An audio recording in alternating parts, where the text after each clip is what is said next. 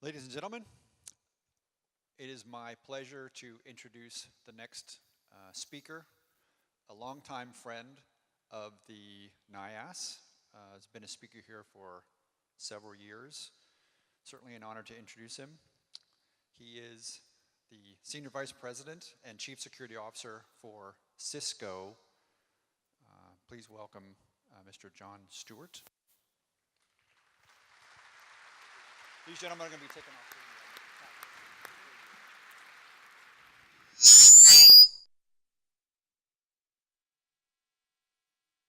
Wake, don't worry. I also like the fact that we have furniture movers now. Gus, you've actually got multiple roles in this event that I didn't realize. I've actually got a couple of questions to help me understand who you all are. How many of you are actually trying to sell something here? You're with vendors. Oh, come on, you don't have to hide that you're a vendor. It's okay, we want to know. Okay, and how many of you have children? How many of you are children? Excellent, it's pretty close, almost 1 to 1. Of the people that have children, of all of you that have children, how many of you have children that are somewhere around 5, 6, 7 years old right now? Okay, so you remember what it was like the very first day that they were born. And for the next 5 or 6 years up until this moment, you then got a sense of all the change that they went through. Now, why am I asking these questions? Well, the last question I asked is because the theme of this particular conference is around securing the NATO enterprise of 2020. And for those of you who have 6-year-olds, that's exactly how much time we have left to do that.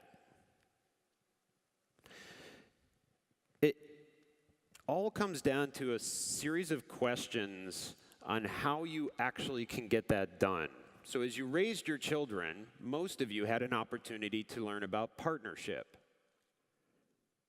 As two-parent families, many people, including then extended families using grandparents, began to realize what partnership was really like and the stress that a child can create on that partnership.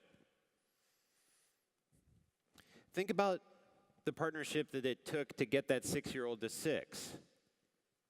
I'd be willing to bet at certain points, both of you wanted to give up and say, I am walking away from this 2-year-old.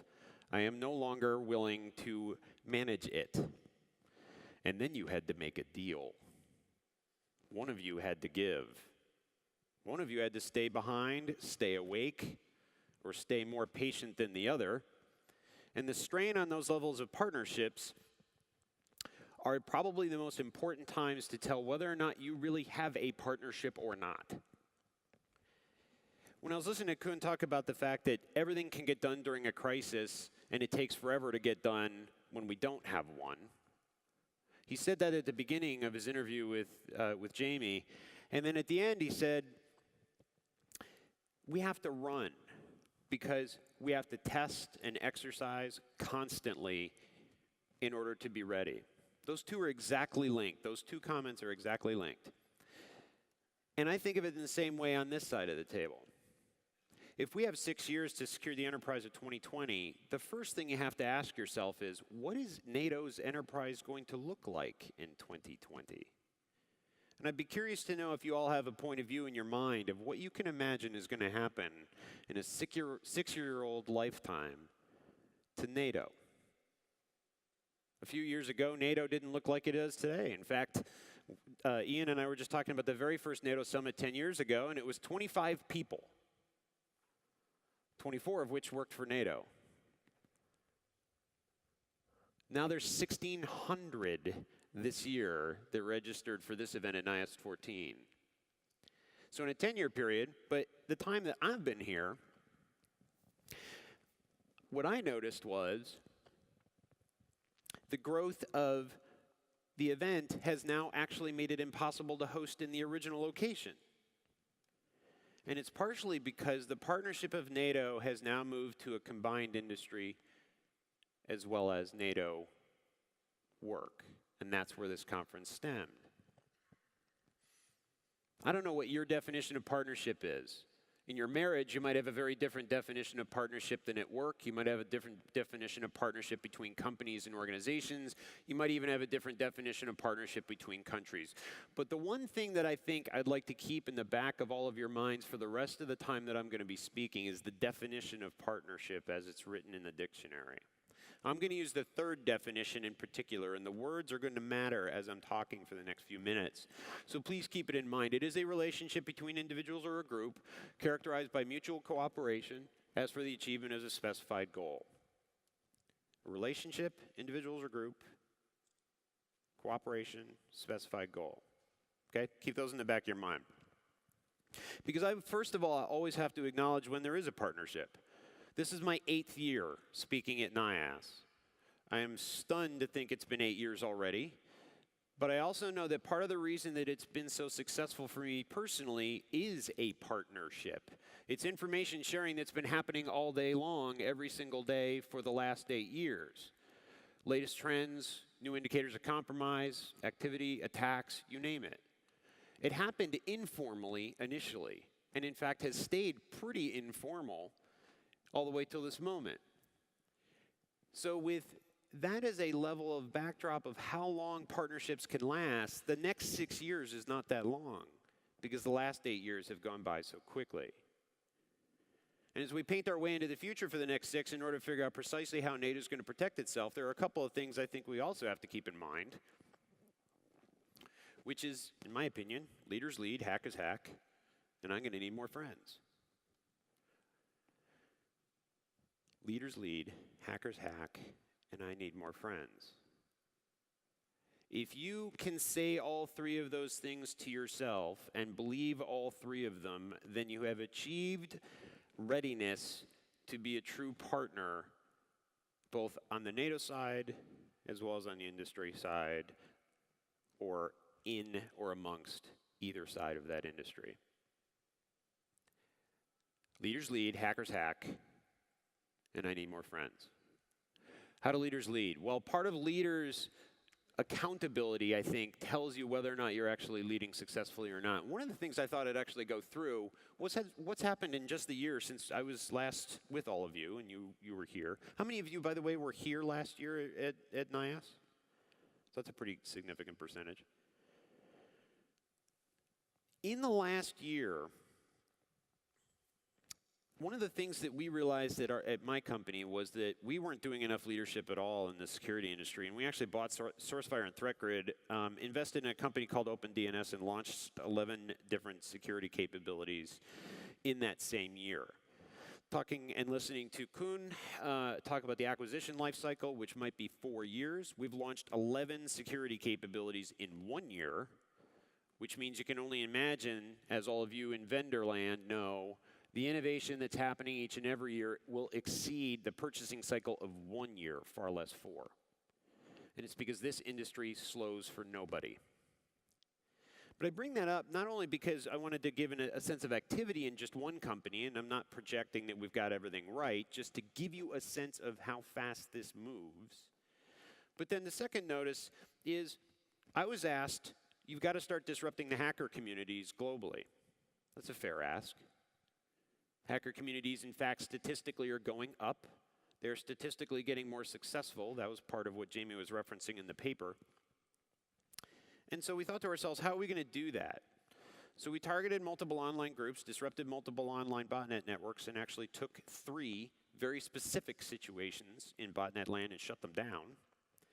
And then began sharing even more indicators of compromise with very specific partners.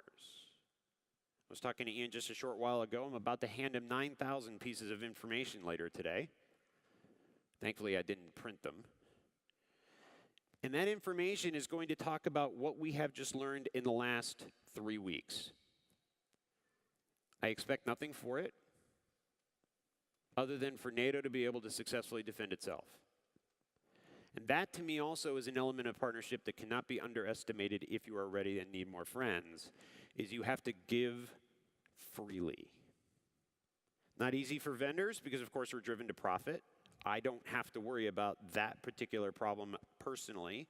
My job is to enable a whole series of efforts in partnership, including with governments, and that means I can give much more freely than people that have to actually drive the revenue of the business.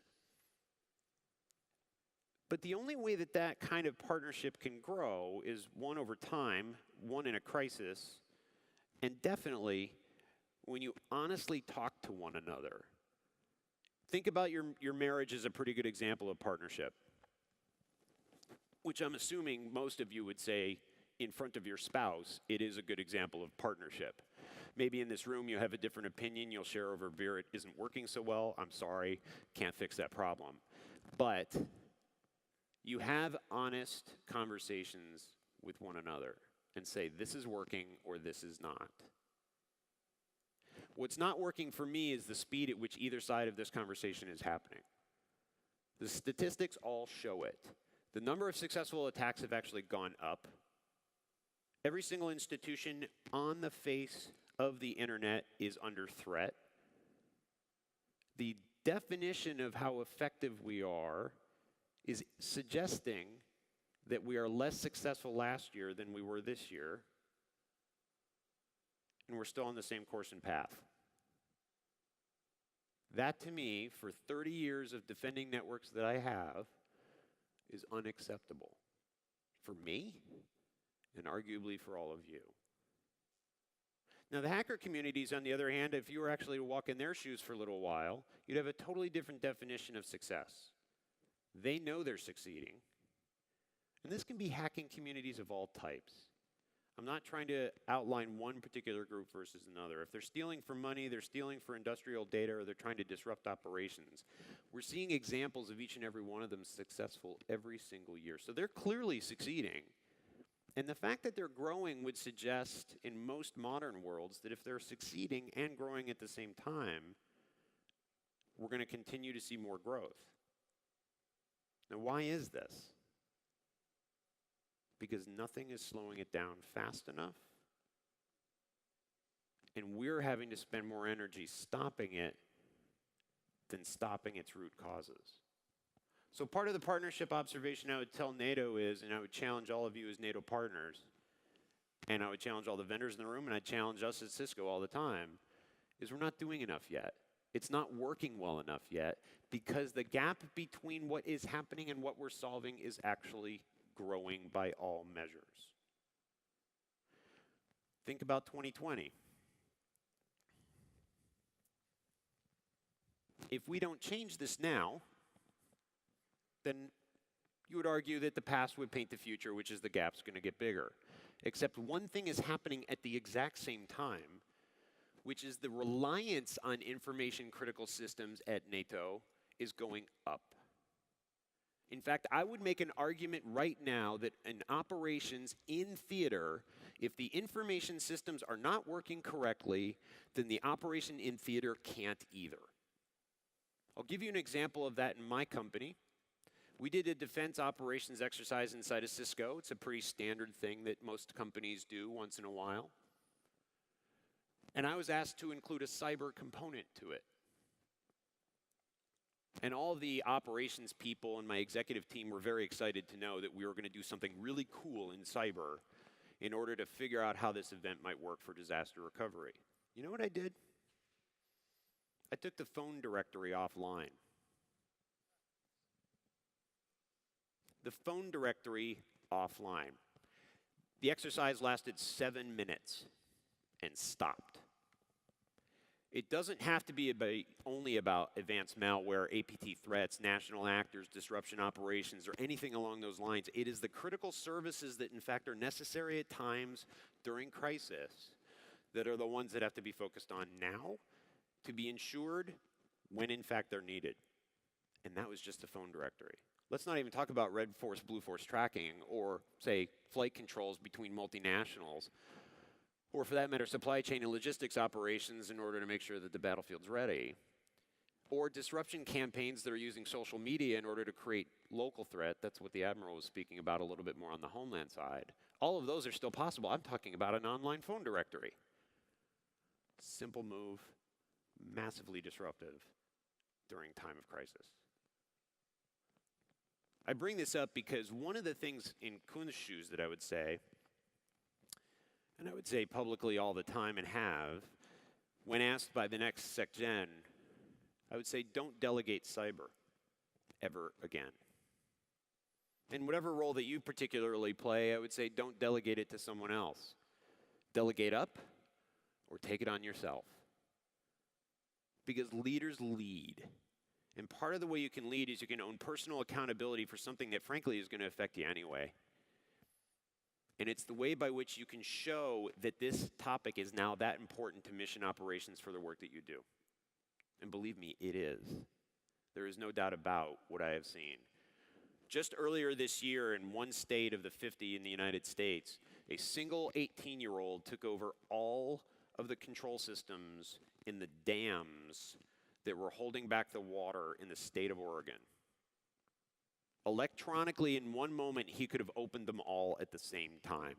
That happened 3 months ago, and that's a dam. That's water. That's not military operations. That's a physical infrastructure which has critical IT systems that had vulnerability in it, and at the wrong moment, through the wrong actor, could have gone completely into a crisis mode for an entire state, including flooding, damage, change in power controls, and then certainly loss of life. Now imagine something like the Afghan Mission Network. We're talking about missile defenses.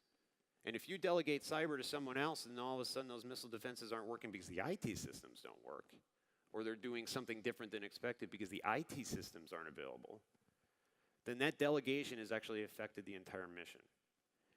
To my mind, and it was, Kun said it too, I totally agree, that's the conversation about cyber.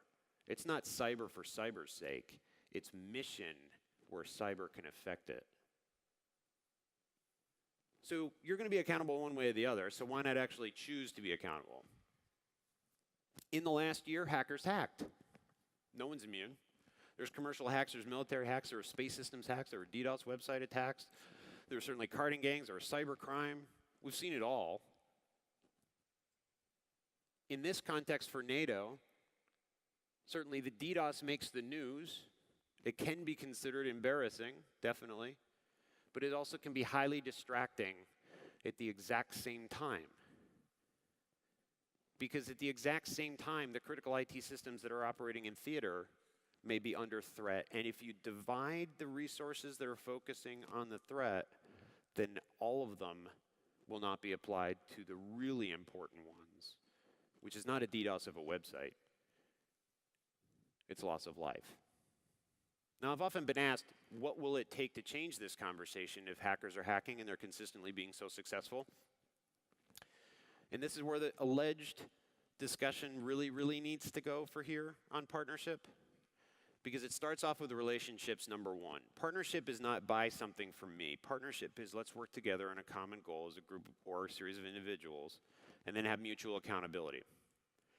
That requires people to sign up individually, not sign their company up, not sign up their country, sign up individually with passion and say, I will be there. And you will too. Think about the last time you actually decided to have another partnership.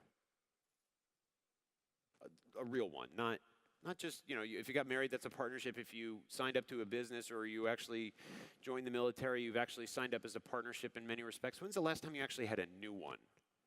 Well, this is a place where a lot of new ones need to start happening. And it starts off with people. There's no electronic system in the world that can solve partnerships if people are in the way. And if they're in the way, country to country differences, technological design differences, then the real curiosity about that partnership is how fast can you make a decision and actually get forward? Because speed in this world is the most important thing. Speed to detection, speed to disruption, speed to success, speed to change. Adaptability is just a speed conversation. Everything you actually believe going into a situation in cyber, in my experience, at least one thing of it is going to be wrong by the time you're in the middle. So the people of this have to be the first part. The second part for the NATO member states, and certainly all of the military, and then in connecting into your own nations, is mutual accountability. You're all in the same world in cyber. So are we, by the way. Outside or inside this particular institution, our companies are just as equally in the same place as you are. There are no definitional borders. And by the way, when you're in the same family, which I would argue in cyber almost everybody is in the same family, that means we had darn well be able to be mutually accountable for what's going on. All of you playing defense and I are actually the cause of the reason it's growing. We haven't figured a way to stop it. So that's the kind of thing that we have to have a frank conversation as partners about, which is we're going to have accountability, including that we are not slowing it down fast enough and not changing course quick enough. There's a reason the DDoS attacks are growing. The amount of compute is coming on air is growing. The number of users that actually want to use social systems of DDoS to actually prove a point in the media is growing. The media thinks DDoS is exciting. That helps. And all of that is something that we have all lived through. And in the world that we all live in mutually accountable ways, if you look at each other, you'll honestly have to say, yeah, we were here when that happened. And we didn't stop it as a group or as individuals. So you got to own up to that accountability, I believe, so do I, and then figure out what to do next. And this is where cooperation, the hardest part, starts in partnership. Cooperation, giving freely, I mentioned that a moment ago. It also includes, frankly, understanding and patience. It includes recognizing there are differences of opinion, and then it also includes a way by which we get through those differences of opinion as fast as possible. That's what cooperation is. Think about it. I mean, the whole reason politics was ever created is to make sure people didn't shoot each other. They actually chose to make decisions versus kill one another. Cooperation is in that same respect. And cooperation in this world is more vital than anything else. I'll tell you why. The reason that most of the success of the attacking groups is going so far up is they're cooperating every single day. In fact, they're sharing more information than all of you are. They're sharing information about you, by the way, and me. They're sharing attack techniques. They've got an entire suite of software that's being developed for one another. They're trading arms, if you will, to one another in order to be more successful mutually. They've built an entire economy around this concept. And they're not looking to figure out if there's a 4-year contract RFP. They're just trying to make sure that by the end of the next week that they're going to get their attack launched, they've got all the capability in place.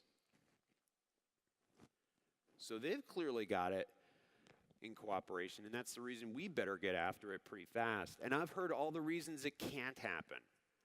Public-private, can't share with government, can't share with companies, can't individually choose companies, can't work with only one organization. I've heard plenty of those. I've been through many of them.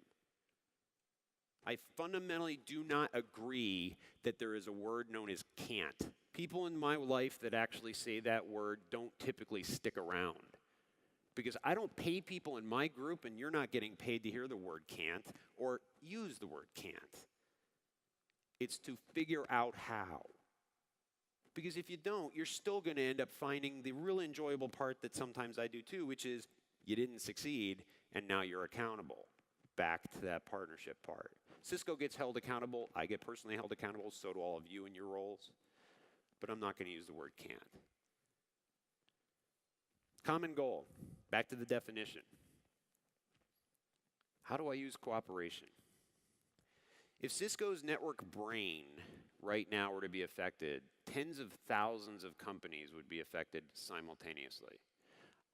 I will call this machine cooperation.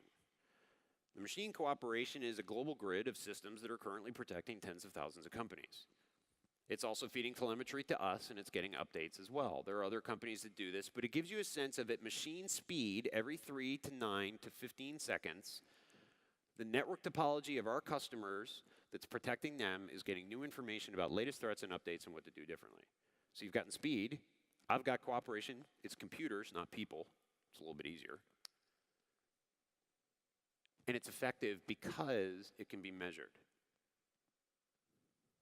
I bring this up because if it's possible at machine speed to do these kinds of responses, as you think about 2020, and again, keep in the back of your mind, we have 6 years to figure out what we're going to do before that's all here, and many of you are going to still be working either in NATO or with NATO in 6 years. And no, Kuhn cannot retire. He cannot retire in that same period of time. Then this will show you that if this is possible electronically, information sharing is also possible at machine speed. Good indication that we actually have a chance. So let me give you an idea of what I think NATO is going to look like, at least somewhat, in 6 years. There are going to be 4 times as many connected devices in NATO's networks than there are now. 4 times. By all intents and growths, by the way we're actually seeing it, the growth rates of connected devices are actually a little bit higher than that, but I'll go conservative.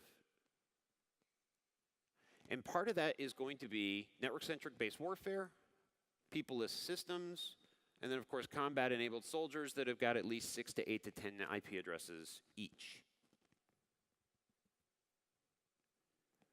Why do we have to get this right in the next 6 years? That's number one reason. If you agree, which you may not, if you agree that it is not working correctly today, and in fact the indications are suggesting that we're not catching up and achieving our goals, and it's going to therefore ergo in 6 years be worse, and that's an example of how, that's why starting right now things have got to change. Number one. Number two, fully autonomous systems are going to be sending information that's critical to battlefield operations. It's currently happening, actually, to a certain degree. UAVs are actually doing self-parking, they're self-landing, they're all fly-by-wire, they're also fly non-wire, they're also self-flying.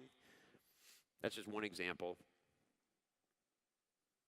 But that means that the data systems themselves are the most critical element of the force projection or force defense. So now, the brain of NATO is the IT systems.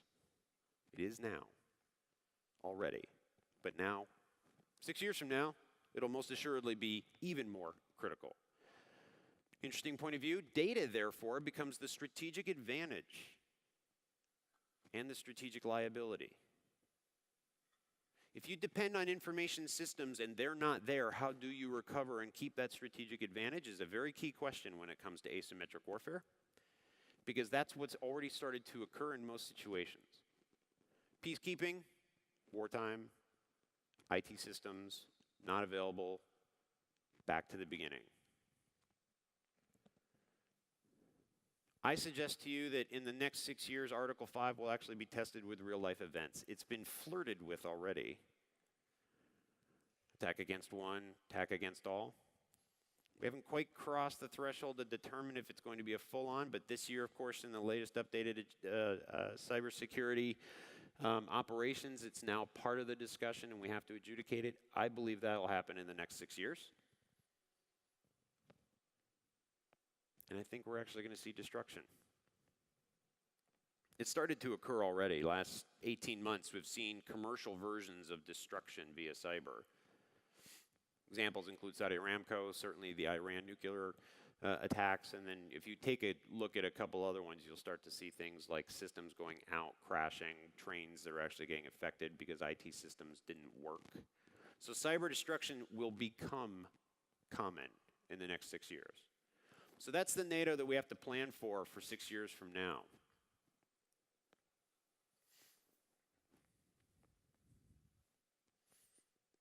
How many of you, honestly, work out? Physically work out? There's probably a reason you do that. How many of you also in that same category take vitamins? How many of you arguably sleep 8 hours at night? You might as well just stop raising your hand. I don't believe, there's probably like 4, and we're all jealous of all of you, by the way. I point that out because mastering the basics of doing things well is, in fact, number one thing that has to get done better than it is today. It's not sexy to patch computers. You're not going to get promoted because you patched all the computers correctly. Yet, underinvested, it is the strategic liability of the IT systems that now NATO depends on. That better get done right. Second is, better create some doubt. I would tell you that in the absence of any other alternative, there's a full belief that this is the strategy of NATO, and so if that's the case, if the IT systems are the most critical, guess what everyone that's up against you is interested and planning for in another room, probably a virtual room. So we got to create some doubt as to where the critical systems lie, how they're configured, the way they're laid out, how they're used. All of that cannot be just transparently shared with the entire world.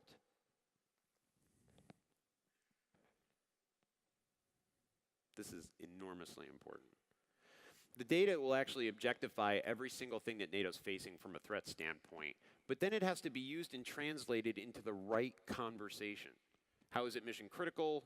Why in the world is this particular actor attacking us? How did this system actually get cross-connected over here? All of that's fascinating, except if you talk about it slightly differently, which is, guess what? I'm very sorry, we actually cannot troop deploy because the systems are down. Then we've had the right results of analyzing data and traffic because we've shown the impact to what people above all of us care about. You won't find it very surprising that I'm going to put build partnerships in this discussion. So I ask you this.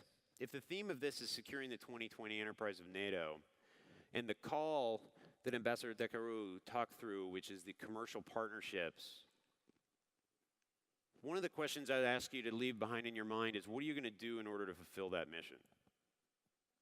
What are you as a person accountably, responsibly, cooperatively going to do to fulfill that mission? Because that partnership is the only thing I can promise you that will ensure that NATO can survive through the next 6 years of planning and then be ready for 2020. I know that because I'm looking for more friends.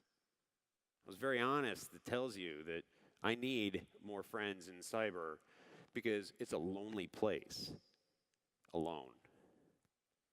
Go back to the definition of partnership. A relationship between individuals or groups, certainly characterized by mutual cooperation and, of course, responsibility in the pursuit of a common goal. If the common goal is to prepare for 2020, 6 years from now, and one of the ways it's going to be done is through cooperation, including a NATO-based generated partnership with industry and amongst its members, then that better be successful.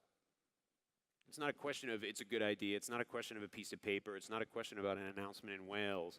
It's a question about actually making it useful, vital, operational now. Quick summary. Leaders lead. Partnership is about that. The hackers are not going away. And in fact, they're being emboldened every single day to do more. And more assuredly, we all need to get these friendship and partnerships up. But if I were to throw a couple other things about 2020 and securing NATO for the enterprise, it definitely is about those partnerships, but it's the data analysis and the conclusions. It's the partnerships, certainly.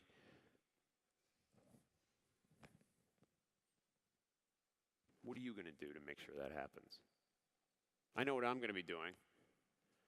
I know what my company is going to be doing, but I know what I'm going to personally be doing, which is I'm going to keep trying because we have to do something to change course. There is not enough time left.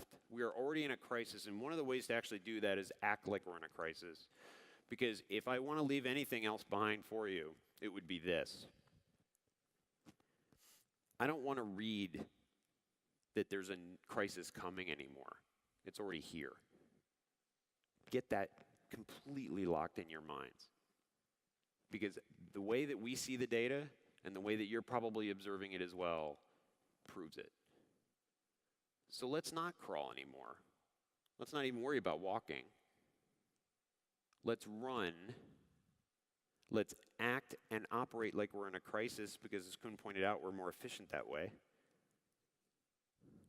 Because we have 6 years. I intend to be coming back for 6 years, if I'm invited, which after a talk as heavy as I probably just gave you might not be the case.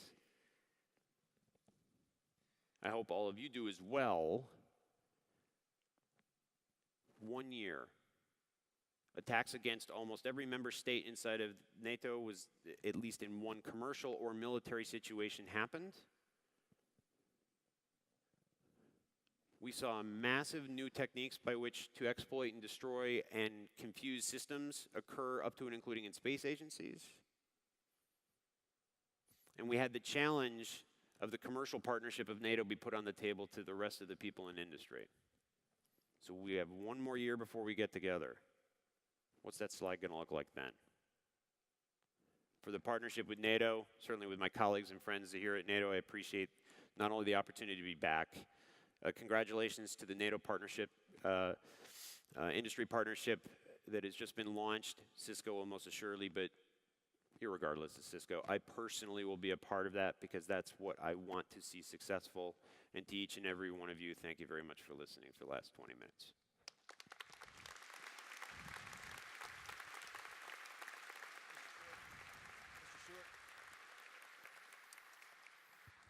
Mr. Stewart, thank you very much for the very compelling presentation. Very much appreciate you continuing to be a friend to the NIAS. Thank you very much. Here's Thank you, a token sir. of our appreciation. It is not a necktie. Wouldn't do you any good. Thank you very much. The joke there was they were going to give me a tie knowing full well I don't wear ties. So I appreciate the consideration. Now I'm a little nervous about opening the box. Thanks, Eric.